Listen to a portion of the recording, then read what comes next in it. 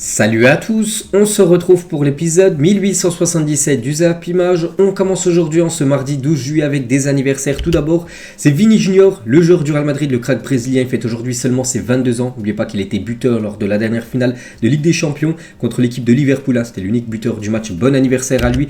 Et du côté du Real Madrid, il a déjà disputé plus de 170 matchs pour 36 buts, 43 passes décisives, 6 trophées remportés, dont cette Ligue des Champions remportée il y a quelques semaines. Un bon anniversaire à Vini Junior. Il y a aussi James Rodriguez, il fête aujourd'hui ses 31 ans, cet ancien joueur du Real Madrid, du Bayern ou même de l'équipe de l'AS Monaco. Joueur de Lyon, Moussa Dembélé fête aujourd'hui ses 26 ans, l'attaquant lyonnais, bon anniversaire à lui.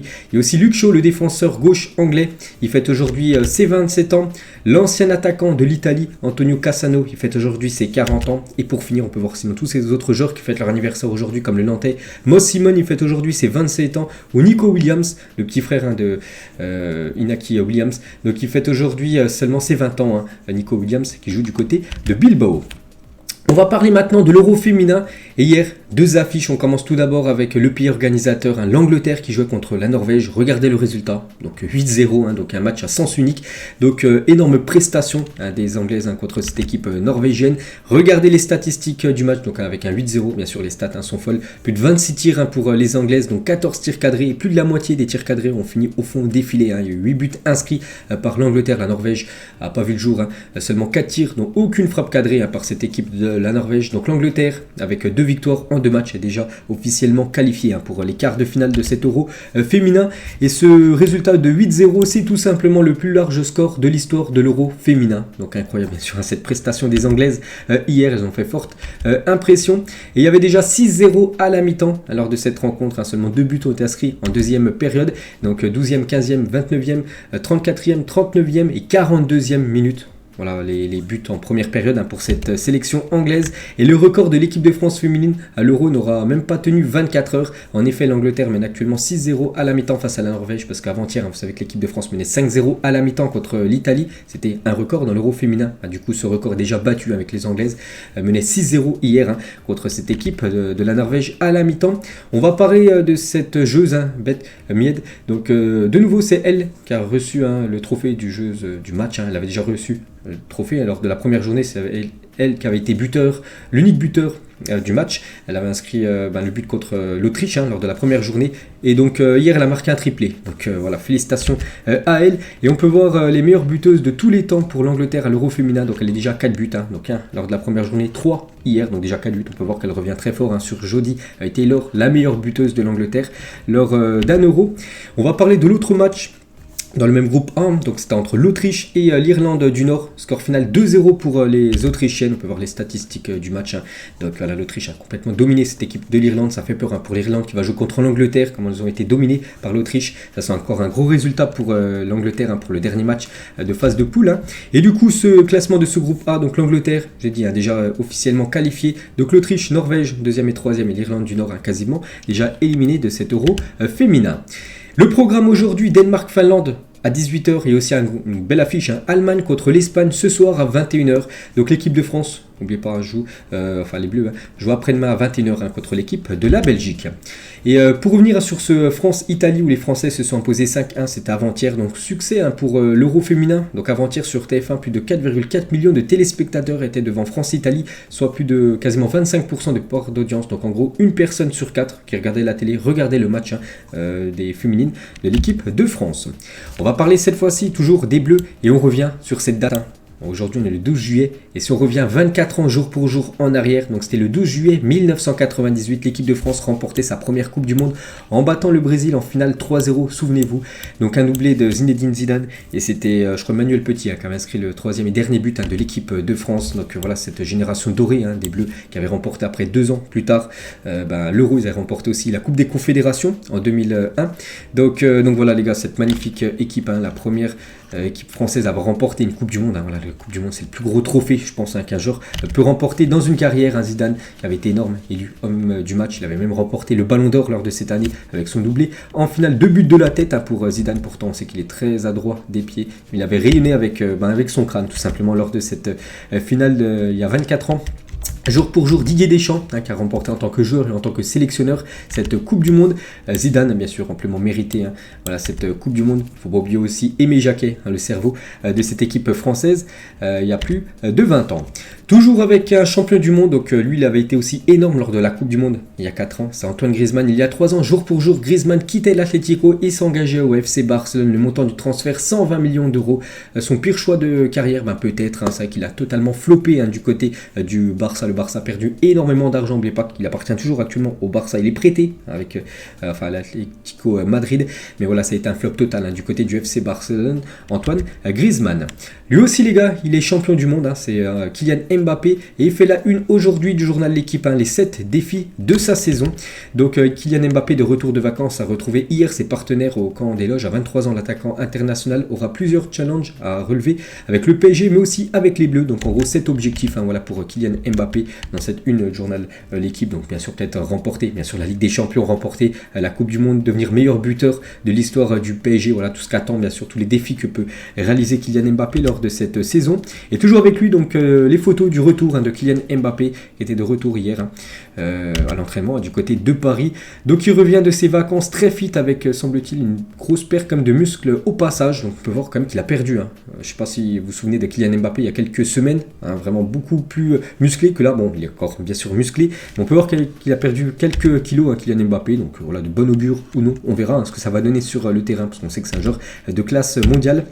Le joueur français, voilà, sur cette photo, on peut voir que ses bras sont bien plus fins qu'il y a quelques semaines. Kimpembe, lui aussi, il était de retour. Voilà, tous les joueurs qui ont joué la Ligue des Nations en fin de saison dernière. Donc, Kimpembe était aussi de retour. Ou la même chose pour Achraf Hakimi, lui également. Il était de retour hier du côté du camp des loges. Donc, ils ont participé à tous les tests médicaux de reprise avec le PSG pour préparer voilà, cette future saison. Et les cadres de l'effectif du PSG savaient depuis fin mai que Christophe Galtier allait devenir leur entraîneur, d'après le journal Le Parisien. Donc, en gros, il n'y avait plus de doute depuis quand même quelques semaines, voilà, les cadres du PSG, que ce soit Kylian Mbappé, Neymar ou même Messi, savaient que ça allait être Galtier, le futur entraîneur de cette équipe parisienne.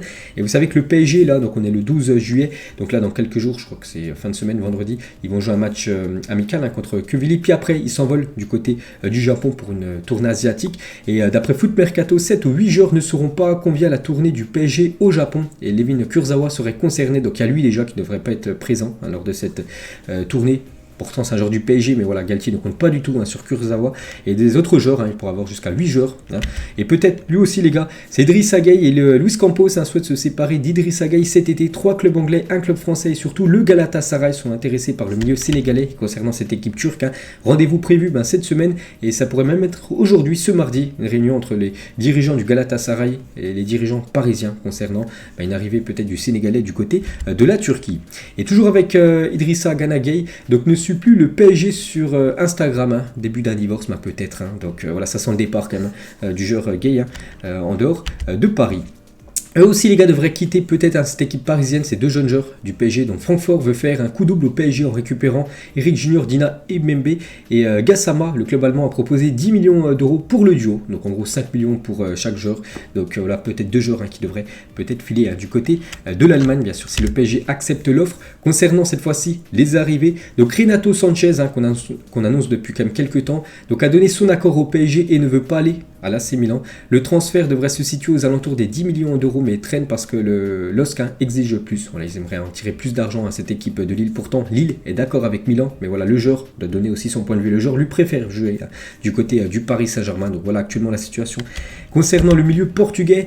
Concernant ce joueur, donc c'est Hugo Ekitike. Luis Campos considère donc l'attaquant du Stade de Reims comme un talent hors pair. Une chose est claire en interne au PSG, si Hugo Ekitike rejoint Paris, il ne sera pas prêté dans la foulée. Donc voilà, il pourrait rejoindre cette équipe parisienne et le joueur veut venir du côté du PSG. On peut voir que Newcastle lui aurait proposé de multiplier par 15 son salaire quand même. Donc il touche actuellement 17 000 euros. C'est déjà énorme, voilà, à son jeune âge. Du côté de Newcastle, du côté de Reims, il aurait pu toucher, s'il venait à signer du côté de Newcastle, plus de 250 000 euros voilà, par mois. Donc ce serait énorme. Mais il aurait refusé pour jouer au PSG, d'après le journal Le Parisien. Donc voilà, peut-être une recrue en attaque du côté de Paris, et ce dossier est en parallèle avec un autre numéro 9 qu'on annonce aussi, Scamacca. Donc le PSG peut recruter ce joueur plus Scamacca. Donc le PSG espère signer donc cette semaine donc Scamacca et Milan Skriniar. Donc le buteur italien est attendu en fin de semaine. Le transfert s'élève à 45 millions d'euros hors bonus. Donc en gros en fin de semaine, il pourrait avoir un nouveau renfort du côté du PSG qui pourrait être l'attaquant italien. Scamacca et Mancini, les gars, le sélectionneur de l'Italie sur Scamacca, il a dit: mauvaise nouvelle d'aller à l'étranger, non, au contraire, je lui conseillerais, jouer à l'étranger offre de l'expérience, un football différent, des autres situations, ça aide à grandir. Il a tout pour devenir un grand buteur. Voilà, s'il venait à quitter la Serie A pour rejoindre la Ligue 1, cette équipe parisienne. Donc Mancini continuerait bien sûr à le sélectionner s'il est bon du côté de la squadra Azzurra. On va parler aussi de cette grosse info. Donc on peut voir Média Parisien qui relaye les infos du PSG. Donc ils ont relayé un article de beIN Sport. Donc Jorge Mendes souhaiterait ramener Cristiano Ronaldo au PSG. Donc Jorge Mendes, c'est l'agent de CR7. Donc Luis Campos, ça ne serait pas contre l'idée de le recruter, mais la direction ne veut pas de bling bling. On sait que le PSG veut plus maintenant de bling bling, et Ronaldo, ça peut bling bling, un gros salaire, tout ça. Donc pour ou contre une arrivée de Cristiano Ronaldo au PSG.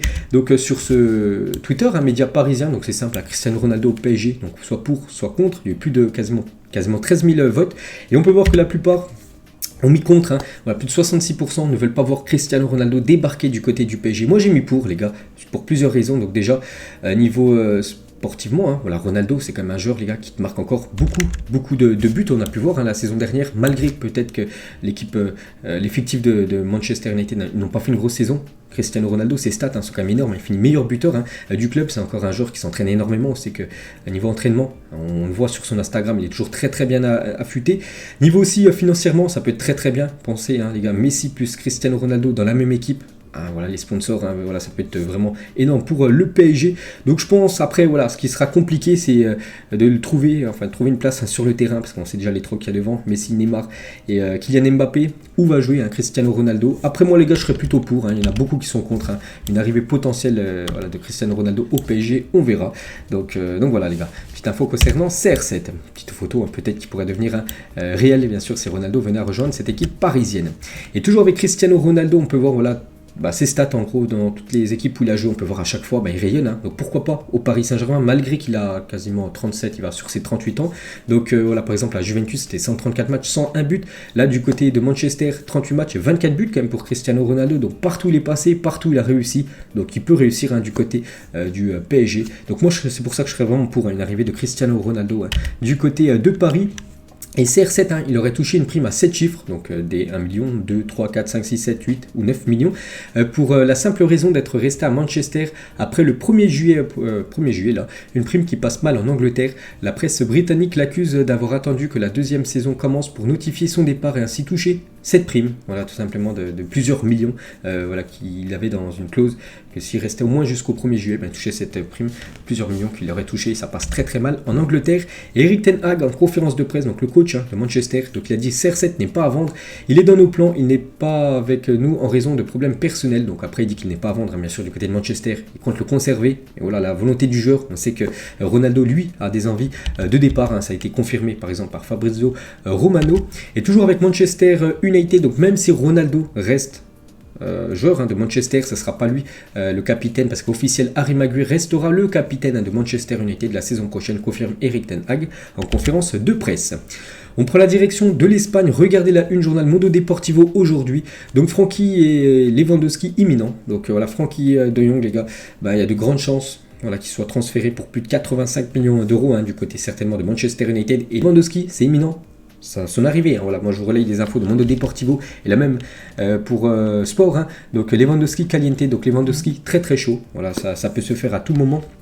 Son transfert, et Lewandowski va bien faire son retour à l'entraînement avec le Bayern. Donc aujourd'hui on est le 12, je dis que Lewandowski reprenait normalement l'entraînement avec le Bayern. Ce jour, le 12, il va pas sécher, il ne veut pas partir au clash avec son club où il est passé plus de 8 ans, donc il sera bien à l'entraînement aujourd'hui, et on peut voir déjà qu'il était à Munich hier, il était en Espagne depuis pas mal de semaines, en vacances, donc là il est revenu à Munich pour participer à l'entraînement du jour. Donc demain il y aura certainement des photos de Robert Lewandowski du côté de l'entraînement du Bayern Munich, même s'il est en froid avec le club, parce que lui il a des envies de départ. Et Lewandowski, d'après Actualité Barça, donc sera présent demain dans la cité sportive du Bayern, et il fera ses adieux à ses coéquipiers du club, et mercredi vendredi ou jeudi, les informera officiellement de son départ du club, même s'il a déjà fait quelques annonces, voilà, qu'il avait des envies de départ. Donc là, demain ou après-demain, il pourra avoir une annonce officielle voilà, de Lewandowski en disant voilà, qu'il veut quitter tout simplement cette équipe du Bayern pour certainement rejoindre l'équipe du Barça. Et l'entourage de Lewandowski pense qu'il est plus proche du Barça que jamais actuellement. Donc voilà, en gros, c'est très chaud à la signature de Lewandowski du côté du Barça. Et actuellement, l'offre du Barça pour Lewandowski, donc le Barça fait une nouvelle offre au Bayern. Donc c'est 50 millions d'euros fixes plus bonus, donc, qui pourrait atteindre quasiment plus de 10 millions d'euros. Donc le contrat avec le joueur est de 3 ans plus une année optionnelle. Donc voilà le contrat actuellement. Cette équipe du Bayern. Maintenant, on va voir si le Bayern va accepter ou non l'offre de Juan Laporta, le président du FC Barcelone. Toujours du côté du Barça, lui aussi les gars, c'est imminent. Donc l'arrivée de Rafinha au Barça est imminente. Montant du deal, bonus inclus, 72 millions d'euros. C'est Fabrizio Romano qui donne cette offre. Donc voilà, deux joueurs qui pourraient arriver du côté du Barça. Il y a déjà Kessié et Christensen. Donc les deux prochains devraient être Rafinha et peut-être Lewandowski qui pourraient arriver du côté de Barcelone. Lui les gars, j'avais dit hier, il a passé sa visite médicale. Tout est ok pour Raheem Sterling. Il a signé un contrat de 5 ans plus une année supplémentaire en option avec Chelsea. Officialisation imminente. Donc voilà, dans la journée, normalement, ça sera officiel. Raheem Sterling sera un nouveau joueur de l'équipe de Chelsea. Lui, c'est bien officiel. C'est Arturo Vidal donc, qui quitte à l'Europe direction Flamengo, le championnat brésilien. Bonne chance, Arturo Vidal. Lui aussi, les gars, c'est officiel. J'avais dit, il avait passé sa visite médicale. Je vous ai dit que ça allait être officiel dans la journée hier. Et ça l'a été. C'est Paul Pogba, en gros, il se back du côté de Turin. Voilà, il fait son retour.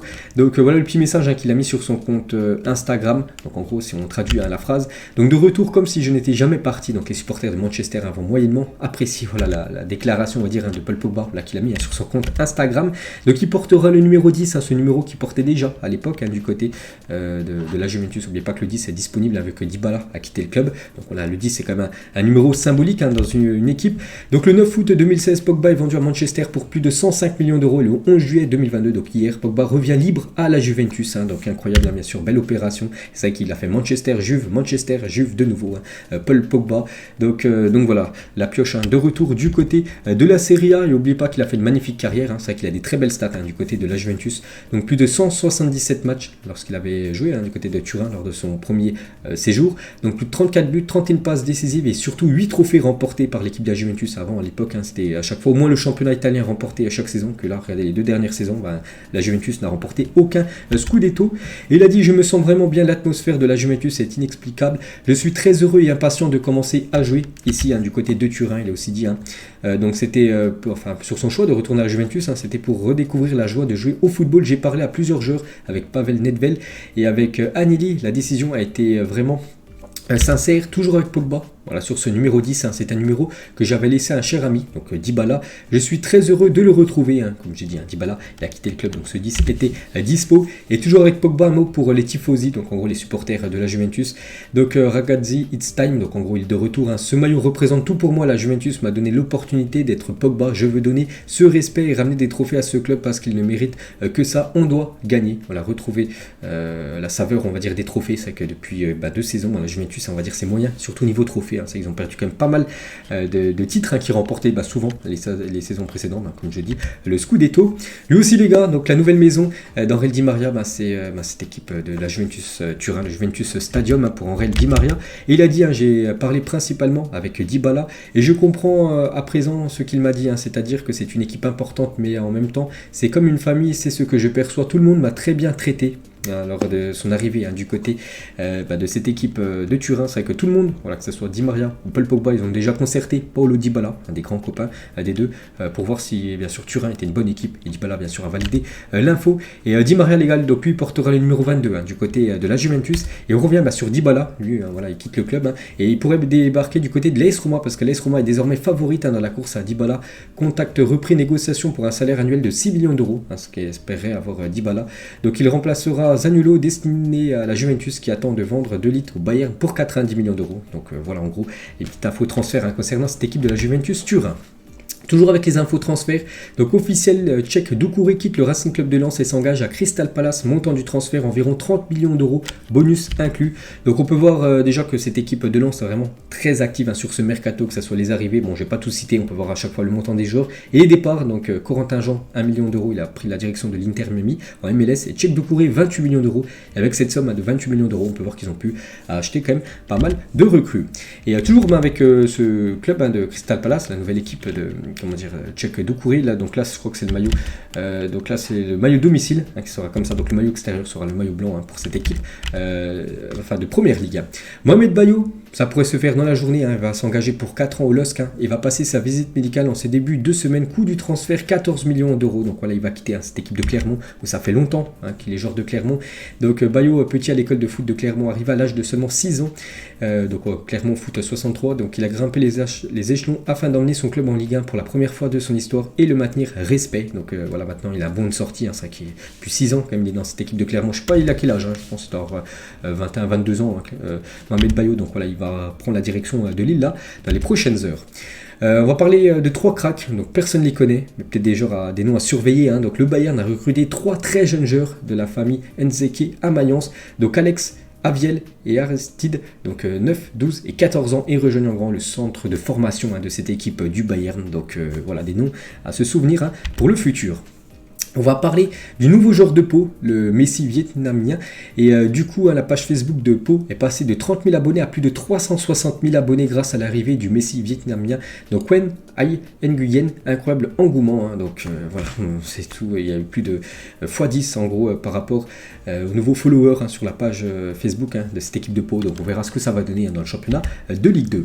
L'anecdote de Klopp sur son coup de cœur pour Nunez, nouveau joueur de Liverpool, donc il a dit quand on prépare le quart de finale contre Benfica, on connaît jusqu'à la pointure de chaussures, on sait absolument tout sur l'adversaire, donc on connaît la qualité de Darwin Nunez. C'était clair qu'il était vraiment bon, mais quand vous le voyez en direct, c'était vraiment impressionnant. Nous sommes tombés amoureux dans ces 2 matchs, le match aller et le match retour. C'est là vraiment où Liverpool est passé après à l'action, qui voulait absolument ce joueur dans leur effectif. Puis du coup, ils l'ont recruté quelques semaines plutôt après. On va parler de Neymar, donc Neymar, ça fait déjà 5 ans qu'il est du côté du PSG, et est-ce que peut-être sa première saison du côté de Paris, c'est peut-être certainement sa meilleure, parce que les stats sont quand même là, 44 buts plus passes D en 30 matchs, 193 dribbles réussis, 1367 passes clés, donc c'est une passe qui amène à un tir, 94 occasions créées, 5 coups francs, 12 buts marqués de son pied faible, 7 buts en dehors de la surface, son prime est-il sa première saison au PSG, peut-être, parce qu'après ça est descendu un petit peu crescendo, bon, il y a eu aussi la saison où il a été bon, en Ligue des Champions avec le Covid où le PSG a atteint la finale, il avait été important, mais peut-être en termes de stats, c'est peut-être la première saison de Neymar au PSG où il a été le meilleur. On va parler d'un autre joueur brésilien, un ancien joueur aussi du PSG, c'est un ancien joueur du Barça, c'est Daniel Vez. Pendant 5 ans, j'ai rêvé de revenir au Barça. La seule chose que je n'ai pas aimé, c'est la façon dont la fin de mon contrat a été gérée. Les dirigeants ne se soucient pas de ceux qui ont marqué l'histoire du club. Donc voilà, en gros, il a été jeté à la porte du jour au lendemain. Daniel Vez, et bien sûr ça, il l'a très mal pris. On va parler de Martin Braithwaite, et le joueur du Barça ayant la plus grosse fortune, le joueur danois. Donc le Danois dispose de plusieurs entreprises, notamment dans l'immobilier, fortune estimée à plus de 250 millions d'euros, c'est énorme, aux États-Unis. Donc une marque de vêtements et un restaurant en France et en Espagne. Voilà pour Martin Braithwaite. Donc il a son salaire de footballeur, mais il gagne aussi beaucoup d'argent en dehors du foot. L'attaquant Blaugrana. Officiel, Maxence Cacré, 22 ans, prolonge de nouveau avec Lyon, cette fois-ci jusqu'en 2027. Voilà pour Cacré, et bien sûr revalorisation salariale, donc augmentation de salaire. Pour le milieu lyonnais, Los Angeles, voilà le nouveau club de Gareth Bale qui a pris la direction de la MLS, donc il a été présenté à la presse, donc c'était hier. Il a dit: j'ai 32 ans, je ne suis pas venu ici pour rester 6 ou 12 mois, j'ai encore de nombreuses années devant moi, je suis ici pour rester le plus longtemps possible, je veux laisser une trace en MLS, être un joueur important pour ce club. Il a également dit: je suis ici pour le moyen long terme, j'ai encore beaucoup à donner, je pense que c'est le meilleur endroit pour moi pour préparer le mondial et même le prochain Euro avec le Pays de Galles. Donc voilà, vraiment il compte s'installer, il compte surtout marquer ce championnat américain, Gareth Bale. Steve Mandanda officiellement présenté à la presse sous ses nouvelles couleurs, donc lui aussi il a été présenté à la presse hier. Mandanda jusqu'en 2024 du côté du Stade Rennais, donc il a dit: j'ai donné tout ce que je pouvais donner à l'OM, ce n'était pas une décision simple, c'est pour cela que ça a pris du temps, mais après avoir bien réfléchi, j'ai été persuadé que c'était la meilleure décision à prendre et que la suite se trouvait à Rennes. après bien sûr son long séjour du côté de Marseille, plus de 14 ans passé du côté de l'OM. Il a également dit l'équipe de France ne se refuse jamais. Si je suis performant et qu'on m'appelle, ça sera avec plaisir. Il faut être performant d'abord et si ça arrive, je viendrai avec plaisir. Parce que c'est vrai que depuis quelques temps, il n'est plus dans le groupe équipe de France. Il y a Yoris, Mike Mignon et souvent Areola, le troisième gardien des Bleus. Donc n'oubliez pas qu'il était dans le groupe de l'équipe de France lors de la dernière Coupe du Monde en 2018. Thibaut Courtois, quelques déclarations du gardien belge, l'homme de la finale de la Ligue des Champions. J'attends avec impatience la nouvelle saison. Je suis fier de faire partie de cette illustre histoire européenne. Gagner la Ligue des Champions avec le plus grand club du monde, c'est maintenant sur mon tableau d'honneur. Les rêves peuvent devenir réalité. N'oubliez pas qu'il avait perdu une finale de Ligue des Champions contre le Real Madrid, c'était en 2014. Il jouait du côté de l'Atlético. Pourtant, l'Atlético est à 2 minutes de gagner sa première Ligue des Champions. Puis il avait été égalisé par Sergio Ramos. Et du coup, voilà, bien sûr, il est très très fier d'avoir gagné la Ligue des Champions. En plus, il a été déterminant lors de cette finale avec plus de, je crois, 8 arrêts contre Liverpool. Toujours avec Courtois. Parfois, je ne réalise toujours pas pleinement ce que mes coéquipiers et moi avons accompli au cours de la dernière saison. Heureusement, les fans sont là pour me le rappeler. Pendant les vacances, ils m'ont félicité pour les titres que nous avons gagnés. Ces 3 titres remportés par le Real. Toujours avec lui, pendant les 3 premières semaines de vacances, j'ai laissé mon corps se reposer et je n'ai fait aucun entraînement. J'ai eu le temps de me détendre et de me vider la tête, jouer avec les enfants, passer du temps avec ma famille et avec ses amis. Donc voilà, il a en gros déconnecté total du foot. Après voilà, cette grosse saison, n'oubliez pas qu'il n'avait pas joué la Ligue des Nations avec la Belgique, il voulait absolument du repos. Thibaut Courtois, donc il a rechargé en gros les batteries et dit la fin est loin d'être satisfaite. D'abord la préparation à Madrid, la tournée aux États-Unis, puis la préparation de la Super Coupe d'Europe contre Francfort qui se jouera en Finlande. Ce sera début août, et avec la Coupe du Monde au Qatar, la saison sera plus intense que jamais cette saison prochaine. Donc voilà, il est prêt pour cette saison future. Thibaut Courtois. Davide Ancelotti, c'est tout simplement le fils et entraîneur adjoint de Carlo Ancelotti. Donc il a dit Vini, comme tous les autres, est arrivé en parfaite condition physique. Il est prêt pour ce qui va arriver cette saison. Voilà pour Vini Junior qui fête aujourd'hui, je voulais dire, c'est 22 ans. Et il devrait voir son contrat prolongé, Vini Junior. Donc actuellement il est encore en contrat 2 ans jusqu'en 2024 et il devrait prolonger de 3 saisons de plus. Donc en gros jusqu'en 2027 il devrait avoir son contrat du côté du Real, et il devrait recevoir un salaire net de 10 millions d'euros par saison dans son nouveau contrat. Il y a aussi un bonus inclus pour gagner le Ballon d'Or. Donc en gros, s'il touche le Ballon d'Or, il pourrait toucher une énorme prime, Vini Junior. Et toujours avec lui, lorsque Mbappé est annoncé au club, Vini ne cessait de répéter ceci à l'entraînement: il va falloir lui trouver une place car le côté gauche est déjà occupé. C'est lui qui occupe ce côté gauche, c'est qu'Mbappé occupe aussi le côté gauche, du côté du PSG. Donc il savait que même si Mbappé venait à rejoindre cette équipe du Real, donc voilà, lui vraiment comptait garder sa place. Mais je pense bien sûr qu'Mbappé aurait pu se jouer sur le côté droit, où là vraiment il y a une place à prendre du côté du Real Madrid en attaque. Toujours avec Vini Junior, donc par exemple le futur maillot du Real Madrid sans le sponsor, donc voilà ce beau maillot. La même chose pour le maillot d'Arsenal, la même chose pour le maillot du Bayern Munich sans le sponsor, la même chose pour le maillot du Paris Saint-Germain. Cette équipe a réussi à s'imposer 3-1 au Parc des Princes, incroyable. Le PSG s'était imposé au match aller du côté de Old Trafford, je crois que c'était 2-0, et au match retour, Manchester avait créé l'énorme surprise en s'imposant 3-1 du côté de Paris avec cette équipe. Pourtant il y a quand même des gros joueurs, mais voilà, c'était une équipe que le PSG en plus au Parc des Princes aurait dû bien gérer. Et non les gars, je me souviens de la boulette par exemple de Buffon qui golait lors de cette rencontre. Donc voilà, le PSG avait été éliminé par ce 11 de Manchester United. On va parler de l'équipe de Toulouse qui ont déjà 8000 abonnés contre 3800 la saison dernière quand ils évoluaient en Ligue 2. Alors même que la campagne n'est pas encore terminée, le club promu en Ligue 1 pourrait bien battre des records d'affluence cette saison au Stadium. Donc voilà, il y a un gros engouement, on va dire, du côté de Toulouse pour cette future saison où Toulouse retrouve l'élite. Et on va féliciter le centre de formation en gros de Toulouse, parce que 100% des jeunes de Toulouse ont eu leur bac cette année. Donc voilà, aucun échec lors des résultats au bac. Le championnat de football ukrainien va reprendre en août malgré la guerre. Pour autant, donc les matchs seront interrompus pendant les raids aériens. Les joueurs, entraîneurs et personnels devront se mettre à l'abri. Donc voilà, dans quelques semaines, normalement le championnat ukrainien devrait reprendre, malgré toujours ce qui se passe, vous savez, du côté de l'Ukraine.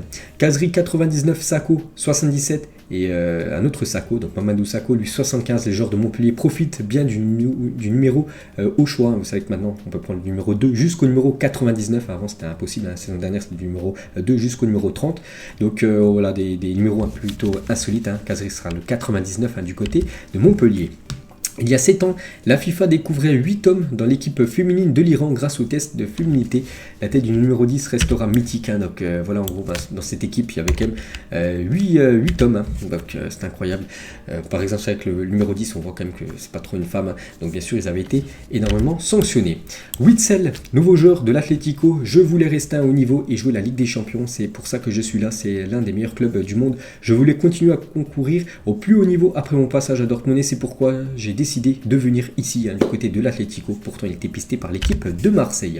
Les maillots du Red Star pour la prochaine saison sont sublimes pour cette équipe de National 1, donc 3ème division française. Donc, ils ont dévoilé hier leur futur maillot. Donc, le maillot vert sera le maillot domicile de cette équipe du Red Star. Magnifique maillot, comme d'habitude. Et le maillot noir sera le maillot extérieur pour cette équipe dans la banlieue parisienne.